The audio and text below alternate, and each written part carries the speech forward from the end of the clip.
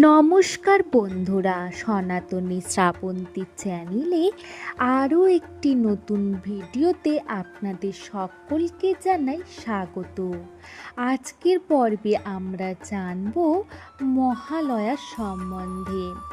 শরতের আকাশের ভোরের কাকে কণ্ঠস্বরে 4টে বাজতে না বাজতেই বাংলার ঘরে ঘরে বেজে ওঠে বীরেন্দ্রকৃষ্ণ ভদ্রের কণ্ঠে শিশির ভেজা বাতাসে সেই শব্দ বয়ে নিয়ে যায় দূর দূরান্তে। ঘুম ভাঙে মঙ্গল শঙ্খধ্বনি আগমনী সুরে আর চণ্ডী পাঠে। শুরু হয়ে গেল দেবীপক্ষ।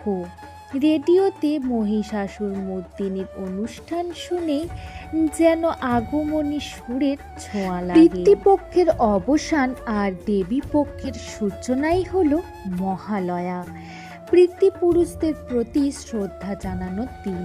কথিত আছে শ্রীরামচন্দ্র লঙ্কা জয়ের আগে এমনটাই করেছিলেন।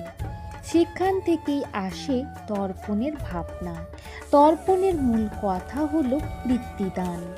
পিতৃ তর্পণের মাধ্যমে পিতৃপুরুষদের প্রতি শ্রদ্ধা ও প্রণাম নিবেদন। ভগবান, ঋষি ও পূর্বপুরুষদের আত্মার উদ্দেশ্যে জল অর্পণ করাই হলো তর্পণ। অনেকে আবার এই দিনে দান করেন, যেমন বস্ত্র অথবা খাবার। অনেকে আবার পটুয়া পাড়ায় গিয়ে পৌঁছান। বেশিরভাগ মৃৎশিল্পী এই দিনেই মায়ের চক্ষুদান করেন।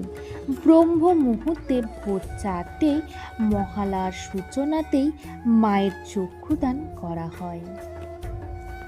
দুর্গাপূজা ও নবরাত্রিকে ঘিরে যে উৎসব শুরু হয় তারই সূচনা হয় মহালয়ারই হাত ধরে।